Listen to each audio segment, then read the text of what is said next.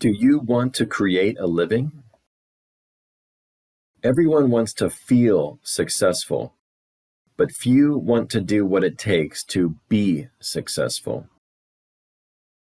Business ownership is an underestimated, misunderstood, overpopularized, romanticized term riddled with fantasy and unrealistic expectations.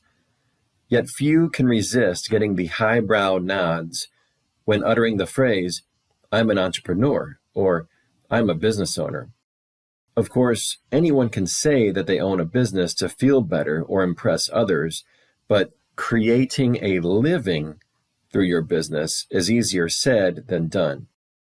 Doing so will cause the first-time business owner to take on a level of responsibility that life has likely never commanded of them. If they commit, creating their living will cause them to work harder, feel more discomfort, and practice more delayed gratification than ever before.